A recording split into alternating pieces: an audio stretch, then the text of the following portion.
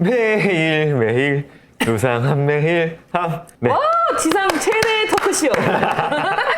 풀어놓기 힘든 궁금증, 은지의 기묘한 사연들이 도착하는 이곳은 수상한 매일함이고요. 저는 선사패 김PD입니다. 제 왼쪽에는 돈을 이번 주에도 갈키로 쓸어 담고 있다고 전해주시네요. 아, 네. 누가 보면 진짜인 줄 알겠네. 강아지 네. 병원비 벌고 있습니다. 네, 예. 강아지 병원비 강아지가 공급. 많이 좋아졌어요. 그래도. 다행이네. 그럼요. 견주 허한나님이십니다. 와타시와 견주 데스. 네. 괜찮아요. 운명이니 어떻게 했어요. 그렇게 냉정하다고요? 놀고 살아야지. 교수님 혹시 그 반려동물 키워보신 적 있으세요? 어릴 때? 어릴 때는 뭐 개도 키우고 고양이도 키우고 그랬죠. 아, 그랬어요. 그때도 죽었을 거 아니에요, 그 아이들이. 갖다 묻고 그랬죠. 네. 예. 아주 쿨하게. 그럼요. 아, 내가 묻고 묻어주고. 울었잖아요. 근데 뭐 기억이 안 나. 그냥 묻어주는 것 같아. 자, 첫 번째 메일부터 한번 확인해 보도록 하겠습니다. 안녕하세요. 수상한 메일함 애청자입니다. 제 주변은 사주를 맹신하는 사람도 있고 별로 안 좋아하는 사람도 있는데요. 사주를 어디까지 믿어야 하는지 궁금합니다. 저는 원래 관심이 없었다가 친구들이랑 사주를 봤는데 미래를 잘 맞추는지 모르겠지만 성격을 너무 잘 맞춰서 어느 정도 신뢰하게 되었습니다. 사주라는 게 태어난 일시로 그 사람의 인생 전체를 보는 거라 만약에 저와 같은 날에 태어난 사람이라면 저랑 비슷한 인생을 산다는 거잖아요. 이렇게 생각하면 전혀 말이 안 되는 논리인데 어떻게 사주 보는 사람들은 생년월일로 성격을 그렇게 잘 맞출 수 있는 걸까요? 그리고 사주를 맹신하는 제 친구는 연인 몰래 궁합 사주를 봐서 결과가 안 좋으면 헤어지는 것도 고려하는데 이게 맞는 걸까요? 세 분의 생각이 궁금합니다. 사연 읽어주셔서 감사합니다. 그렇습니다. 안나 씨가 또 사주에 좀 방송도 하시고 네. 예, 사주 좀 많이 믿으시나요? 네. 완전? 네. 100%? 아니, 저는 그냥 적당히 좋은 건 듣고요. 나쁜 거는 나쁘다고 생각하지 않고, 아, 요걸 가지고 조심해야겠다. 좀, 그리고 예를 들면은, 지금 힘들잖아요? 그러면 내가 몇 년도쯤 괜찮아진다고 막 그래. 운이 들어온다고. 네. 그럼 그때까지 버티는 거야. 그렇지.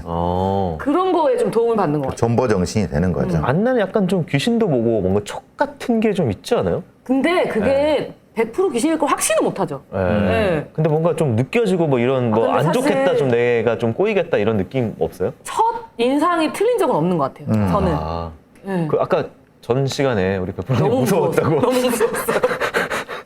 근데 그건 첫인상이라기보다는 압도된 거지.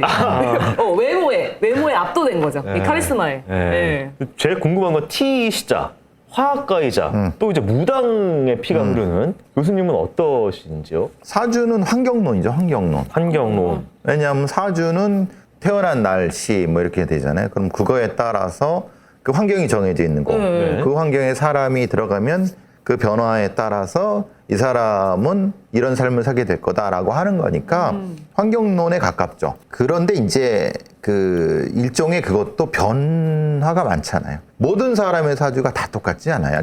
똑같은 게 태어났다 하더라도. 네. 그렇기 때문에 통계적인 형태의 대략적인 흐름은 맞다. 아주 뭐 가난하고 척박하고 이런 데에 태어난 네. 그 시기에 태어났잖아요. 네네.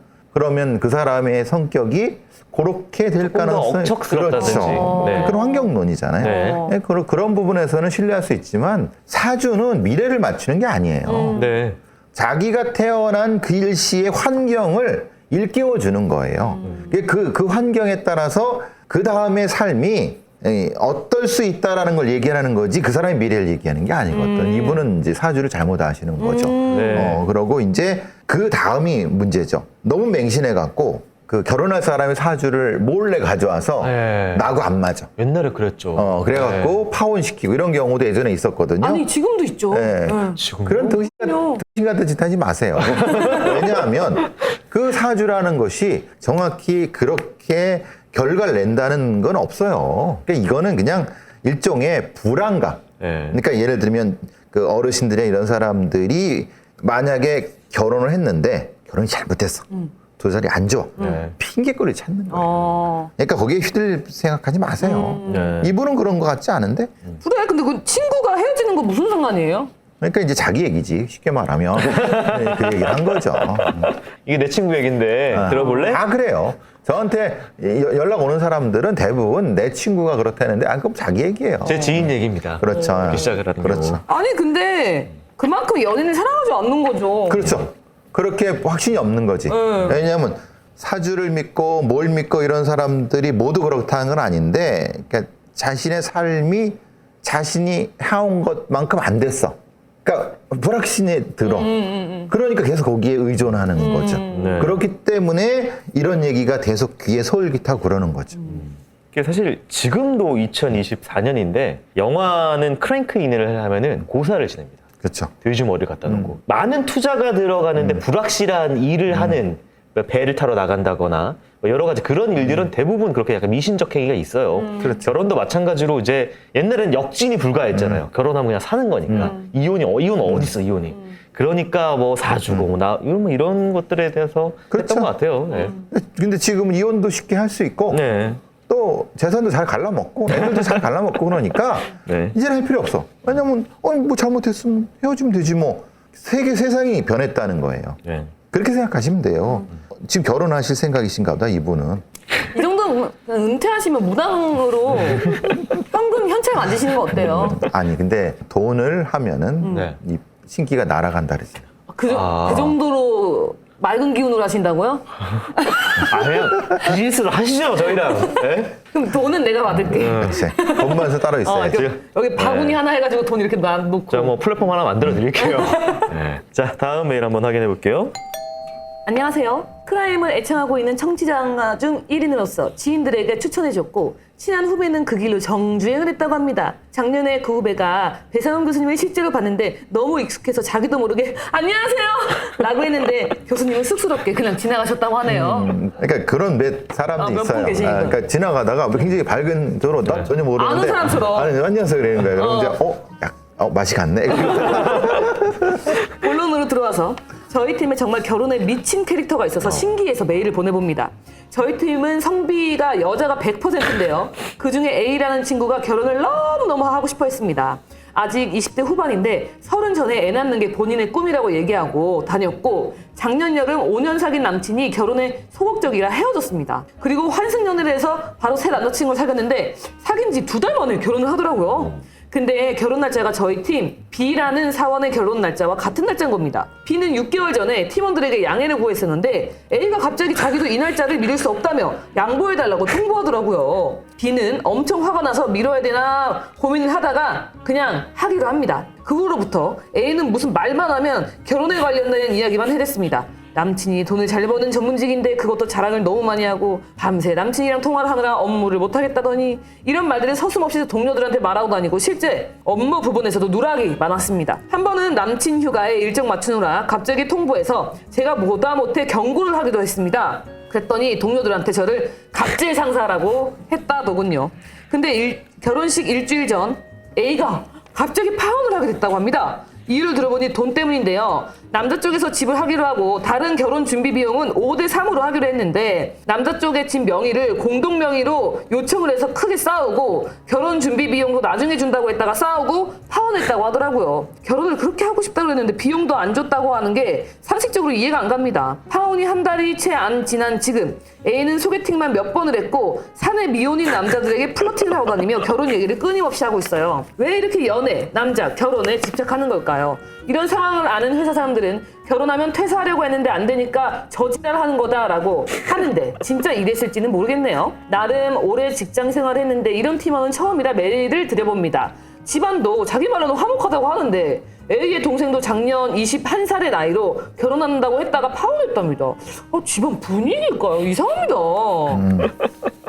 거짓말, 허언증이 허언증. 이런 분들은 다 말이잖아. 관심 받고 싶어 그러는 거예요. 그러니까 이제 그런 분들이 간혹 있어요. 넷플릭스 드라마 같은데요, 약간? 네, 있어요. 근데 이게 말하자면 이런 거예요. 여자분들만 있는 뭐 예를 들면 텔러라든가 아니면 간호사라든가 직종들이 있어요. 여자분들만 많이 있는데 그 튀고 싶은 분들이 있어요. 네. 그리고 결혼 잘했다는 것이 업무보다 더 선망받는 그런 어떤 여자들만 젊은 여자분들이 있는데 그럴 수 있어요. 그게 바람직하다 그게 아니라 그런 경우가 있다라고 하는 거예요. 근데 이제 한번 잘 보세요. 5년을 사귀었는데 결혼이 소극적이라고 해준다는 게 무슨 말이죠? 결혼할 생각이 안 보이길래 그냥 그렇죠. 헤어졌다. 그랬다는 거잖아요. 그러면 그 전에 헤어지거나 제가 보기에는 그냥 남자친구를 사귄 건 맞지만 네. 그 결혼이 소극적인 게 아니라 조건이 안 맞아서 헤어졌는데 그렇게 얘기하는 것일 수도 있고 네. 왜냐하면 이 남자친구라는 사람을 이 팀원들 중에 한 명도 본 사람이 없어요. 그러니까 뭐 헤어진 이유가 다른 이유여도 그렇죠, 예. 뭔가 자기한테 유리한 그렇죠. 얘기로 예. 지어낼 수 있다. 그렇죠. 그 가장 유리한 거는 뭐예요?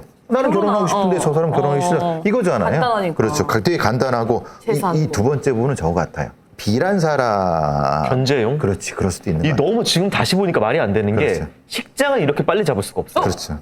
걔가 관심 받는 게 싫었던 거야. 네. 맞습니다. 근데 이 사람은 무슨 말만 하면 결혼 얘기만 한다고 하는데 아니 그런 사람이 있을 수 있지만은 그러면 결혼 말고 이 사람이 할 얘기는 없나 보죠. 자기가 내세울 건 없고. 그렇죠. 아마 그럴 수 있을 것 같다는 생각이. 좋은 남자로 그냥 얘가 그렇죠. 결혼하니까 나를 높이게 봐주라. 근데 이 사람은 또 그 사실은 업무를 그렇게 잘하는 사람이 못 돼. 네, 그것도 그러네요. 그러니까 막 구멍이 숭숭 뚫린 맞네. 사람이 이게 다 아니에요. 이게 퍼즐이 맞춰지네요. 그렇죠. 네. 근데 갑자기 일주일 전에 파혼하게 됐다고? 나 궁금한 것도 있다. 그럼 청첩장을 일주일 전에 돌렸는지 안 돌렸는지. 그럼 확인해 봐야죠. 근데 제가 보기에는 그건 아닌 것 같아요. 그러니까 아마 요즘은 청취장 그렇게 안 하잖아요. 모바일로 모바일. 그렇게 하죠. 모바일에 네. 돌렸는지 안 돌렸는지. 그렇죠. 그럼 확인해 보면 금방 알 수 있죠. 왜냐면 일주일 전에 무조건 다 돌렸을 거거든. 그렇죠. 네. 그런데도 계속 소개팅만 하고 다니고 뭐 플러팅하고 다니고 하니까 제가 보기에는 좀 과한 것 같아요. 근데 그렇다고 나쁜 사람은 아닌데 네. 그냥 좀 자기를 내세우려고 하는 그런 사람 같아요. 그런 경우는 종종 있을 수 있어요. 남자들만 있는 경우도 여자분들이 이해 못하는 상황이 있어요. 독특하게 서로 간의 경쟁 심리라든가 지기 싫은 거 이런 것들이 요새 있거든. 근데 리플리하고 허언증은 어떻게 이게 리플리는 네. 그 자체에 내가 빠져버려요. 완전히. 네, 완전 믿는 거. 근데 메소드 연기하는 그렇죠. 거예요, 그러면? 근데 허언증은 습관적 거짓말이에요. 아. 자기는 있고. 알고 있고 네. 사실을. 근데 계속 그래서 틀리잖아요. 그렇죠. 거짓말 이랬다가 저랬다가. 그럼 허언증을 해서 그게 금방 탈로가 나죠. 네, 알겠습니다. 어쨌든 이 A라는 사람은 추후에도 뭔가 이상한 소리를 하겠네요. 이걸 계속 거짓말을. 하다가 조금 느낄 것 같으면 다른 데로 옮길 겁니다. 직장을 옮기든지 딴 팀으로 옮겨야 돼요. 가든지. 그렇지. 그러니까 크게 신경 쓰지 마세요. 이 집단에 큰 해만 안 지면. 네. 다음 메일 한번 확인해 볼게요. 안녕하세요. 저는 50대 초반 직장인 여자 사람입니다. 대학 졸업 후 직장 생활을 하다가 결혼과 함께 그만두고 아이를 키우다가 10여 년 전부터 다시 직장 생활을 하고 있습니다. 현재 근무처는 한 대학의 부서입니다. 우여곡절 끝에 새로 옮기게 된 곳인데 이곳은 아직 생긴 지 1년이 안 된 신생 사업단이라 체계를 잡아가고 있습니다. 행정을 보는 직원이 6명이고 그들을 관리하는 업무를 올 3월부터 제가 떠맡았습니다. 그런데 민간 회사와는 조금 다른 조직이기에 제게 팀장이라는 직책만 주어졌을 뿐 어떤 권한도 주지 않았습니다. 제가 가져야 할 권한은 정직원이자 교주건 신분인 행정실장에게 있습니다. 그렇다면 행정실장에게 팀장의 권한을 주고 일을 맡기는 것이 수순인데 사업단에는 정직원을 앉힐 수 없다는 것이 학교 측 입장이라 이런 기형적인 구조가 되었습니다. 그래서 제 위치는 실장도 팀장도 아닌 애매한 곳에 있습니다. 문제는 여기서부터입니다. 제가 관리해야 하는 5명의 행정 직원이 이러한 사정을 알고 있기에 제대로 컨트롤이 되지 않습니다.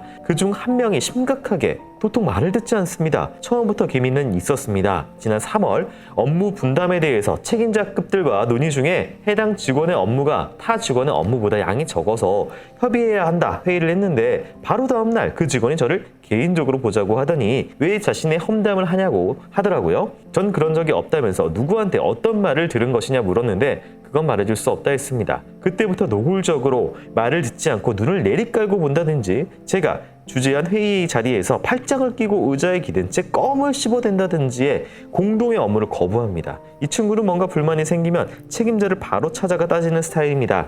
이걸 스타일이라고 하는 것도 좀 웃기긴 한데 문제는 어린 직원들이 슬그머니 이 행동을 동조합니다. 마치 이 사람이 뭔가 힘이 있다고 느끼는 것 같습니다. 아니면 이 사람을 따라하지 않으면 따돌리면 당할 것 같다라고 생각하는 것 같기도 합니다. 초반에는 그냥 그러니 넘겼는데 태도가 더욱 나빠지는 모습을 보고 있으려니 갈수록 스트레스가 쌓입니다. 업무상 큰 잘못이 있는 것은 아니니 제가 그 직원을 불러서 잘잘못을 따질 일이 엄격하게는 없습니다. 남에게 싫은 소리 안 하고 조금 손해를 보더라도 공동체를 우선시하는 태도로 살아왔습니다. 이 직원도 제가 끌어안거나 아니면 무시할 수 있을까요? 사실 두 가지 모두 힘듭니다. 끌어안기엔 너무 되바라지고 무시하기엔 제가 너무 예민합니다. 이 때문에 이직을 생각합니다. 그러나 논문 여정은 아직 많이 남았고 아직 당장 이직할 직장이 절 기다리고 있는 것도 아닙니다. 또 이런 일로 이직을 고려하는 제가 자괴감이 느껴지기도 합니다. 말할 수 없는 화가 끓어오를 때면 한부모 가정의 가장으로 바르게 잘 커주고 있는 아이를 생각하며 마음을 다스립니다. 세 분의 해안을 기다려봅니다. 딱히 해결점이 없더라도 대나무 숲의 당나귀의 귀라고 며칠 기회를 주셔서 감사드립니다. 라고 이렇게 보냈습니다. 직장 고민 사연이 뭐 많이 오는데 몇 번이나 비슷한 게 오긴 했어요. 권한을 주지 않는 어떤 위치에서 이 고민을 가지고 계신 분들의 사연이 좀 많이 왔었더라고요. 네. 이게 무슨 상황인지 아시겠어요? 권한이 없는 게 누가 어떤 권한을 준다는 건지 그렇죠. 무슨 기사들 네. 너를 기사로 사노라 그렇죠. 이런 권한 그러니까 뭔지 이제 모르겠어요. 예를 들면 이런 거예요. 학교나 대학교는 정직원들이 있습니다. 근데 이제 얘네들이 이제 외부의 돈을 끌어들이기 위해서 예를 들면 협력단이라고 하는 쉽게 말하면 일종의 하청 같은 코 어시스턴트 해갖고 했는데 사실은 그게 끝나면 다 날아갑니다. 그럼 무슨 문제가 생기겠어요? 여기에 이제 어쨌든 고용된 사람들 계약직이다. 이 사람들은 올라갈 희망이 없어요. 뭐가 필요한 욕바지가 필요한 거예요. 이런 형태의 그 비정규직이거나 아니면 협력 업체에 있는 사람들 중에 그 역할을 하라고 뽑은 사람들이 있습니다. 근데 실제로는 팀장이든 뭐든 어떤 뭐 이런 사람들이지만 사실은 권한이 없어요. 왜냐? 자기도 비정규직이고 자기도 나중에 이 사업단이 해체되면 자기도 날아갈 건데 그러니까 쉽게 얘기하면 수상한 메일함을 외주 업체 프로덕션이 와서 그 PD가 제작을 해요. 거기에 이제 같이 우리 박 PD, 고 PD가 일을 하는데 그 외주 업체의 CP가 박 PD, 고 PD 팟빵 직원한테 막 명령을 하는데 둘이서 말을 잘 안 들어. 그럼 저 사람들은 이거 프로그램 끝나면 나갈 사람들이고 그렇죠. 그래야 되는 거지. 관계가 없어. 이렇게 되는. 그래. 그러니까 이분은 나중에 정리 다 하면 그 뒷정리해서 욕을 받는 그 역할을 이분한테 맡겼는데 이 상황은 근데 이분은 하필 그 위치에 있기 때문에 들어야 될 욕을 먹는 거예요. 그 회의를 주재한다고 하지만 이분은 그런 주재할 수 있는 권한이 없죠. 근데 해야 돼요. 살다 보면 그런 자리가 있습니다. 저도 사실은 이 산하의 연구기관에 짧게 들어간 적이 있는데 하필 그런 자리였어요. 예를 들면은 현장 부서와 연구 부서의 중간에서 이것을 이제 소위 말하는 이 연결해주는 역할이라는데 실제로 연결해준다는 게 욕바지예요. 쉽게 말하면은 제가 보기에는 그런데 첫 번째 이 사연자분은 본인의 위치를 정확히 인식을 하셔야 돼요. 왜 돈을 받고 있는가? 두 번째, 이 5명 중에 1명이 티껍게 하고 눈가리가 그런 것은 그걸 아는 거예요. 알기 때문에 본인을 무시하시는 거예요. 그러면은 두 가지 방향이 있어요. 같이 무시하거나 같이 그럼 뭐 맞대거리 해갖고 쌈질을 하거나 아니면 욕을 하거나 상관없어요. 아니 본인이 정규직으로 올라갈 것도 없고 사실 사업당은 조금만 끝나면 해체되는 거거든요. 네. 그러면은 솔직히 까놓고 저기 버릇없는 애한테 지랄도 돼. 지랄을 하는 거지. 야, 네가 지랄을 되면은 나도 그거 맞아줄 수밖에 없어. 같이 이렇게 망가져 보자, 굴러보자. 근데 나도 손해 보냐고 너도 손해 볼 거야. 너도 사실은 정규직 못 되는 거 나도 못 해. 여기서 우리가 그러니까 최소한 평화롭게 끝내자. 이런 정도의 인식만 시켜줘도 걔는 무시는 계속 하겠지만은 선은 넘지 않을 거예요. 그리고 이 부분을 다른 4명도 똑같이 비슷하게 느끼면은 적당한 선에서 충돌 없이 스무스무하게 하고 나중에 빠이빠이 하면 되는 거예요. 이거를 인식하면은 되게 마음이 편해질 거예요. 근데 보통의 직장은 그렇지 않죠. 왜냐면 오래 갈 거니까. 그리고 어차피 그 중에서 성장도 하고 조언도 들 수 있고 동료애도 느끼시고 그런데 본인이 계신 곳은 그런 데가 아니에요. 네. 그러니까 이거를 명확히 하시면은 스트레스 안 받아요. 왜? 어차피 빠이빠이 할 건데 뭐 스트레스를 받아. 저는 그래서 되게 걱정이 됐어요. 이분이 옛날 직장만 생각하는 거예요. 내가 좀 따뜻하게 안으면 얘가 말을 들을 거라 생각했는데 지금의 10살 아래에 있는 애들은 안 그래요. 그러니까 사회의 어떤 그 롤이라는 것에 대한 관념이 시대별로 그리고 사람별로 다 다른 상황에서 본인이 생각하시는 어떤 팀장에서의 그렇죠. 역할과 실제 돌아가는 게 달라서 스트레스를 받으시는 것 같은데 교수님 말씀처럼 어느 조직이고 어느 위치고 그리고 심지어 그때 당시의 상황, 역학관계에 따라서 유두리 있게 내가 스트레스 안 받을 정도로만 하시는 게 본인 정신건강에 좀 도움이 되실 것 같습니다. 욕하고 싸우시라니까요. 싸가지 없는 분한테.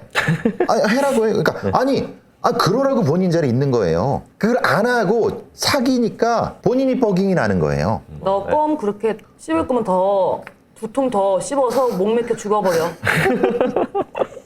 이분 너무 착해요. 이분 너무 차라리 얘기했잖아. 말투와 이렇게. 컨텐츠가 달라져. 이렇게 조금 놔두면은 네. 다른 어린애들도 기어오를 거니까 좀 명확히 하세요. 걔를 밟아 놓던가. 여기서 또 꺼냅니다. 전기 충격기. 그냥 틀어만 놔. 책상에 놓고 틀어만 놔. 지 혼자 움직이게 그냥. 아니면 3단봉을 습관처럼 볼펜 돌리듯이 다시 끼리리리 다시 닫았다가 촥 끼리리리 촥. 이 정도는 할 수 있잖아. 그렇죠. 왜냐면 이분 역할이 그 역할이에요. 이분은 그걸 하라고 한 건데. 긴장감을 주는 역할이군요. 그렇죠. 예. 약간 조지라고 했는데 이분은 안 조지니까. 따뜻하신 그렇죠. 분이라 아마 이분은 그분들께 막 도시락 챙겨주고 네. 우리랑 같이 그렇죠, 예. 오늘 식사하러 갈까? 막 이렇게 하고 싶으셨던 것 같아요. 그렇죠. 근데 절대 그건 통하지 않는다. 다음 메일 한번 확인해 볼까요? 안녕하세요. 곤란한 상황이 생겼는데 주변에 물어볼 사람이 없어서 배상훈 프로파일러님에게 조언을 구하고자 메일을 드려봅니다. 저의 직장 동료가 사기죄로 고소를 당했는데 사건은 이렇게 시작돼요. 제 동료는 친한 친구들과 술자리를 가졌고요. 3차까지 간 상황이라 전부 취했다고 합니다. 근데 그날 계산하기로 한 동료의 친구가 인사불성이 됐다고 해요. 친구는 제 동료에게 계산을 하라며 스마트폰에 꽂아둔 카드를 꺼냈고 동료는 그걸로 계산을 하고 헤어졌어요. 근데 문제는요, 그 스마트폰이 친구의 게 아니었다고 합니다. 술집이 굉장히 좁아서 테이블이 따닥따닥 붙어 있었다고 하는데 인사불성된 친구가 주섬주섬 짐을 챙기며 얼떨결에 다른 사람의 핸드폰을 챙겼다고 해요. 다들 그날은 기분 좋게 헤어졌고 동료의 친구는 다음날 자기가 타인의 폰을 가져왔다는 걸 깨닫게 되었고 퇴근길에 경찰서에 갖다 줬다고 합니다. 근데 2주 뒤에 경찰서에서 동료에게 오라고 하길래 가벼운 마음으로 갔다 오고 하더라고요. 근데 형사가 강압적으로 핸드폰 왜 훔쳤어요? 강압적으로요, 선생님. 아니 범인한테 그렇게 하세요? 저는 그렇게 해요. 아 진짜요? 핸드폰 왜 훔쳤어요? 사람 왜 죽였어요? 핸드폰 왜 훔쳤어요? 에? 친구랑 쌍으로 절도하는 겁니까? 하면서 몰아갔다고 해요. 가게의 CCTV를 보면서 동료의 사소한 행동 하나하나에 의미 부여를 하며 3시간 동안 압박을 했다고 합니다. 친구가 건네준 카드로 결제했다고 하는데 이 CCTV 보니까 본인이 폰에서 카드를 뽑고 있잖아요. 친구가 자기 카드를 주는데 왜 그걸 뿌리치고 그 카드를 결제한 겁니까? 그리고 왜 핸드폰 주인이 있는 테이블을 보면서 웃고 있는 거예요? 자꾸만 정해진 답으로 동료를 몰아갔다고 합니다. 근데요, 결제한 금액이요, 고작 18,000원이에요. 아, 제가 18,000원 때문에 이런 짓을 하겠어요? 그리고 훔칠 거였으면 폰을 왜 경찰서에 갖다 줬겠어요? 그것도 폰도 싸구려던데. 아니 요즘 기록 다 남는데 멍청하게 훔친 자리에서 결제하는 도둑이 어디 있어요? 뒤에 5만 원이 꽂혀 있는데 훔칠 거면 그것만 훔치지 누가 카드 결제를 합니까? 핸드폰 주인이 고소하겠다는 메시지를 보냈으니까 이것 때문에 무서워서 돌려준 거겠죠. 라며 형사가 단정을 지었다고 합니다. 아무리 아니라고 해도 계속 정해진 답이 나올 때까지 무섭게 말했다고 해요. 계산한 금액이 2만 원도 안 되고 핸드폰도 오래된 기종이라 비싸지도 않습니다. 서로 사과하고 넘어갈 수 있는 일인데 왜 이렇게 커졌을까요? 고소한 친구는 02년생으로 굉장히 어린데 한 건 잡으려고 이러는 걸까요? 단연간 크라임을 들은 바로는 작은 사건은 바빠서 형사들이 취급도 안 해준다고 한 것 같은데 이 경찰은 무슨 꿍꿍이가 있어 이러는 걸까요? 제 직장 동료는 어떻게 해야 될까요? 배상훈 프로파일러님 도와주세요. 이 형사에는 키워 먹으려고 하는 거예요. 키워 먹어요? 네. 이게 말하자면 일종의 절도에 뭐 사기네 이런 건데 액수는 작지만 요거 잘 조지면은 건수 해갖고 자기 그 승진 점수 올릴 수 있거든요. 이게 이제 키워 먹는 건데 피고소인 네. 여기 말하자면 이 카드를 이렇게 했다고 하는 사람은 오라고 하니까 가면 안 되는 거고 네. 그럼 제가 그러면 피의자입니까? 아니면 참고인입니까? 먼저 물어봐야죠. 왜냐? 경찰서에 갈 일은 내가 범인으로 피의자죠. 그 피의자로 의심받을 때 그럴 수 있죠. 뭐 또 참고인 네. 말 그대로 이제 목격자나 이런 위치가 달라요. 왜냐하면 피의자라고 하면 진술 거부를 할 수 있어요. 네. 묵비권. 그리고 뭡니까? 변호사? 그렇죠. 변호사. 요새는 뭐 소환 날짜도 조정하던데요. 그 예를 들면 그런 형태인데 대충 뭉개 갖고 부르는 거예요. 그래서 뭐가 경찰 애들이. 나오면 너는 피의자다. 그렇지. 안 이렇게 나오면 참고인이다. 그래서 말하는 피의자성 참고인이라는 장난을 치는 겁니다. 이게 지금 이건데 일단 첫 번째로는 그 핸드폰을 가져다 두면 안 되는 거고 이렇게 바뀌었다고 하면은 바뀌었으면은 내 걸 가진 사람도 있을 거란 말이에요. 네. 그죠? 그러면은 이걸 일방적으로 주면 안 되지. 그리고 분명히 이 사람도 핸드폰을 해서 그럼 그걸로 결제를 했으면은 내 카드로 결제한 게 아니잖아요. 네. 그죠? 그러면은 이걸 받은 한 사람한테 전화해 갖고 네. 내가 잘못 계산한 것 같습니다. 제가 돌려드리겠습니다. 이렇게 얘기를 하고 그런 다음에 이거 교환을 해야지 왜 이거를 경찰서에 갖다 주는지 모르겠어요. 이게 뭔가 중간에 빠진 게 있는 것 같아요. 네. 이상하잖아요. 이야기 중에 그렇죠. 왜냐하면 핸드폰이 내 폰이 아닌 게 술캔데 있으면 이게 뭐야? 전화를 해보겠죠. 내 번호로 내가 전화를 하겠지. 네. 그죠? 누가 그럼 받는지. 이건 누가 가져가요? 그럼 그 중간에 또 이 사람의 그 번호가 떠 있으니까 그걸 태우면은 당신 누군지 확인할 수 있잖아요. 네. 그러면 이제 직접 통화를 해갖고 미안하다고 하든 어쨌든 하면 그리고 그 상태에서 술집에 가서 확인할 수 있잖아요. 이게 내가 잘못했는지 뭐 이런 부분을 그런 다음에 해결을 해야지 이걸 그냥 던져줘 버리면은 나 잡수하는 거예요. 경찰들이 뭐예요? 보고 새끼 봐라 CCTV 보니까 이렇게 엮을 수도 있을 것 같은데 그러니까 뭐 그런 나쁜 의도가 있을 수도 있다. 아니 그건 네. 그건 나쁜 의가 아니에요. 네. 경찰은 그렇게 기본적으로 생각하는 거예요. 왜냐하면 그렇게 용의점을 일단 그럼 당연하죠. 확인해 본다. 엮는다는 게 적용을 시킬 수 볼 수 있다. 있다. 그렇죠. 볼 수 있으니까 경찰은 최대치를 보는 거예요. 네. 그러니까 김 PD가 나쁜 마음을 갖고 있기 때문에 계속 나를 의심하는 게 그런 거야. 그러니까 내가 계속 그런데 그게 아니라 경찰은 최대치고 변호사는 최소치예요. 그러니까 이걸 하면은 상황을 확인하고 뭐가 이상한 느낌이 들면은 변호사의 도움을 받거나 아니면 법을 잘하는 사람의 도움을 받아서 해결했어야 되는데 이 사람 무작정 그냥 오랜다고 가갖고 해블레 가서 간 거예요. 가서 3시간 동안 추궁을 당한 거예요. 근데 일반인들은 그게 잘 안 될 것 같아요. 아는 모르니까. 변호사가 있는 것도 아니고. 근데 그건 잘못된 거 뭐냐면 분명히 다른 사람 돈을 썼잖아. 그건 뭔가 문제가 있는 거잖아. 네. 그러면 그렇게 됐으면 그 사람한테 미안하다고 해서 돈을 주고 이런 거를 했어야 되는 현재 의사가 있었는지도 나중에 그렇죠. 쟁점이에요. 그렇죠. 그렇게 네. 되니까 만약에 여기서 추궁받았을 경우 반드시 뭘 했어야 되냐면 그 형사님 그럼 나를 그러면 그러니까 내가 범인으로 보시는 거죠? 라고 물어야 돼. 그럼 나의 위치가 뭐냐? 저를 범인으로 보시기 때문에 변호사를 지금 불러갖고 진술을 거부하겠습니다. 뭐 이렇게 가서 법적으로 처리를 했어야 되는데 이분은 뭐냐 가서 막 아니에요 막 통하지 않아요. 형사애들은 달고 다른 놈들이라서 당연히 범인으로 보는데 그럼 얘가 부정한다고 하면 너 부정하는구나 이 새끼 진짜 범인 같아 이렇게 된단 말이야. 제가 왜 이 얘기를 길게 하냐 하면은 왜 이렇게 빠져들었는지 설명을 해드리려고 하는 거거든요. 이거는 이미 넘어섰어요. 왜냐하면 경찰은 이분을 범인으로 보는 피의자로 보는 거예요. 이제 입건이 됐어요. 입건이 됐으면은 본인이 뭐라고 했든 아무런 씨가 안 먹혀. 억울하다 뭐 이런 거 다 안 먹힌다. 그런 게 당연하죠. 그러니까 뭐냐면 근데 법적으로 해야 되는 거. 어차피 지금은 돈을 써야 돼요. 몇백만 원이 들어도 변호사가 가서 변호사가 하도록 해야지 본인이 백날 얘기해봤자 씨가 안 먹힌다니까. 근데 이렇게 해서 변호사가 써서 이게 뭐 내가 죄가 없는 쪽으로 이제 풀렸어요. 예. 그 비용은 그냥 개인이 그냥 내는 그럴 수밖에 겁니까? 없어요. 그래서 처음에 들어가기 잘못 들어간 거예요. 그러니까 억울하죠. 억울한데 그럼 술을 먹지 말았어야지. 아니, 진짜. 아니 그러니까 말하자면 나 정말 기분 더러워서 못하겠네.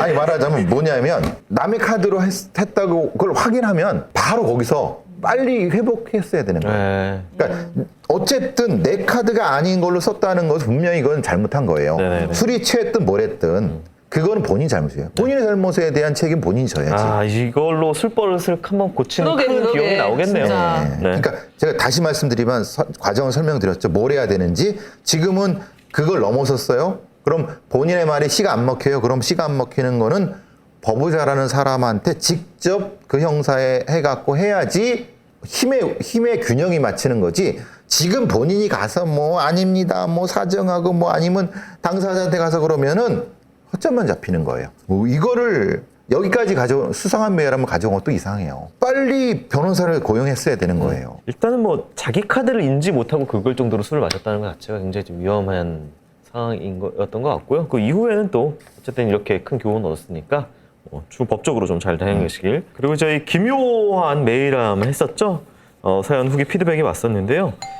안녕하세요. 남양 특집으로 혹시 제 사연이 소개될까 계속 궁금했는데 사연이 2개나 다 소개가 되다니 감사합니다. 첫 번째, 발코니에 있던 언니 사연에서 배 교수님께서 그 언니가 아니라 다른 언니일 수도 있다고 말씀하신 거 소름이에요. 저희 어머니가 저 이전에 임신 중절 경험이 있으셨거든요. 태어났다면 작은 언니랑 1년도 차이가 안 났을 거라고 하셨습니다. 여태껏 한 번도 생각해 본 적이 없는 부분이었는데 만약에 그렇다면 좀 슬퍼서 차라리 꿈이었으면 합니다. 두 번째 사연으로, 자다가 머리맡에 빨간 옷 아이에게 소리 질러 대다가 정신 차린 날 실제로 소리 질러서 목이 너무 아프더라고요. 그래서 저는 더더욱 환상 체험처럼 인식하고 있었습니다. 어쨌든 다음에 사연 쓸 거리가 생각나면 또 뵙도록 하겠습니다. 김 PD님 애정한다는 말 전 사연에 빠졌던데 저 진짜 김 PD님 애정합니다. 음산하게 불러주신 오프닝도 취향 저격이었어요.